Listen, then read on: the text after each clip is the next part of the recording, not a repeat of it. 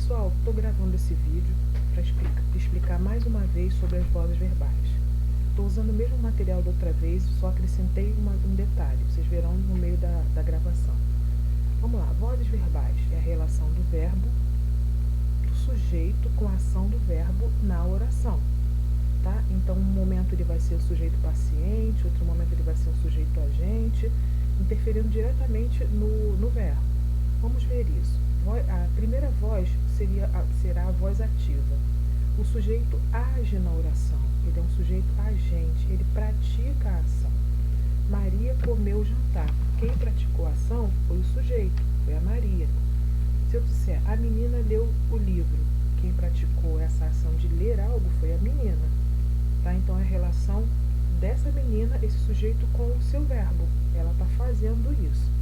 A voz passiva ela é dividida em analítica e sintética. Vamos ver a analítica. Analítica, o sujeito é paciente. Quando o sujeito é paciente, ele recebe a ação e expressa pelo verbo. O jantar foi comido por Maria. Ali em cima, na voz ativa, a Maria age. Nesse momento, ela apenas...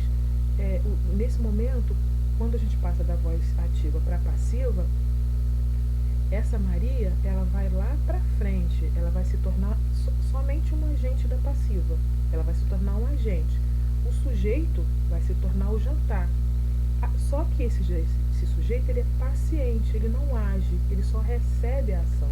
O jantar foi comido por Maria. E eu tenho outro exemplo, um exemplo que eu dei há pouco, a menina leu o livro, então o livro foi lido pela menina. E aqui a gente tem a formação, né, a estrutura da voz passiva analítica. A voz passiva analítica, ela é formada pelo sujeito paciente, né, que no caso ali o livro ele estava sendo apenas o objeto, e aqui ele está sendo o sujeito paciente, porque o livro não se lê sozinho, né? O verbo auxiliar, que a gente tem uma locução verbal.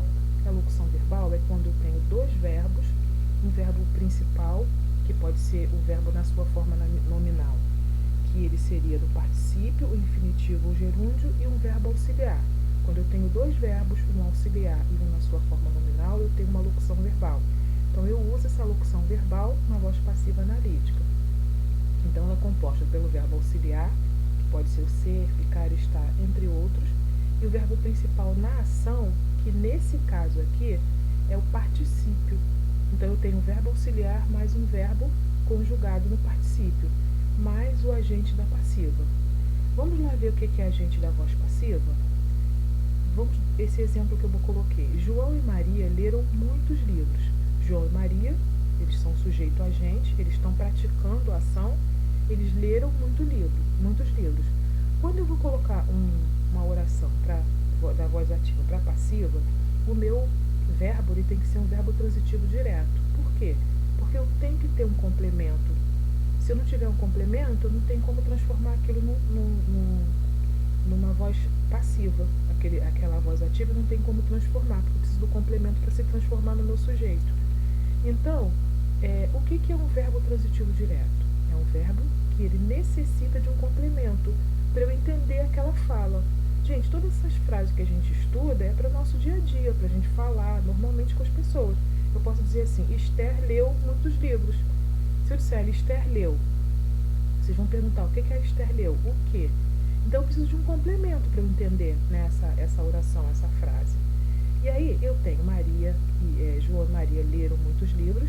João é o sujeito, leram é o verbo transitivo, direto, e muitos livros é o meu objeto direto, que é o complemento do meu verbo.